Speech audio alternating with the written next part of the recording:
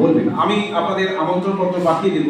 আগামী 16 তারিখে যে বার্ষিক ক্রীড়া প্রতিযোগিতা, সেখানে আপনারা সবাই আসবেন।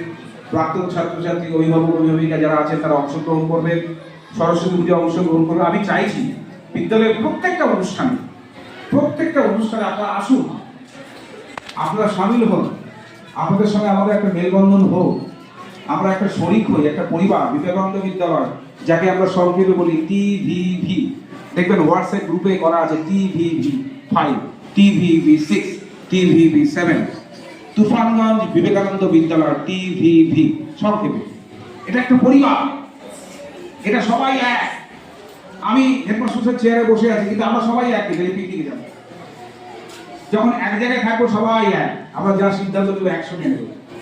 আমি ওখানে বসে মাতব্বরি করার জন্য বসিনি, স্কুলটাকে সার্বিকভাবে পরিচালনার জন্য যা যা করা দরকার। অনেক সময় অনেক প্রযুক্তি করতে হয়, ছাত্রদের বকাঝকা করতে হয়, শাসন করতে হয়, কারণ আইনে বলা আছে ছাত্রদের মারা যাবে না। এবার দেখুন তো, আপনি আপনার ছেলেকে যদি কানটা না। অভিভাবক সভায় এসছেন, আপনাদের কেমন লাগছে? বিভিন্ন বিষয়ে নিশ্চয়ই আলোচনা হলো, তাই মত বিনিময় করলেন, কেমন লাগলো?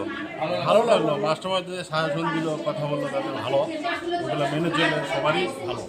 আগামী দিনে কি মনে হয়, আমাদের তুফানগঞ্জ বিবেকানন্দ বিদ্যালয়ে ছাত্র পাঠিয়েছেন, আমাদের কেমন পড়াশোনা হচ্ছে, আমরা এগোতে পারবো তো? কি মনে হয়?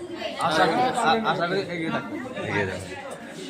আর মায়েরা আছেন এখানে, মায়েদের কাছে জিজ্ঞেস করি, আজকে অভিভাবক সবাই এসছেন, কেমন লাগছে? খুব ভালো লাগছে। ভালো লাগছে। আপনারা নিশ্চয়ই নিজেদের মতামত দিয়েছেন। হ্যাঁ। আচ্ছা, তা আপনারা এসছেন আজকে অভিভাবক সবাই, কেমন লাগছে আপনাদের? ভালো লাগছে, অনেক ধন্যবাদ। হ্যাঁ, মায়েরা এসছেন, আপনারা অভিভাবক সবাই, আপনারা আপনাদের অভাব অভিযোগ নিশ্চয়ই জানিয়েছেন মাস্টারমশাই দিদিমণিদের, কেমন লাগছে?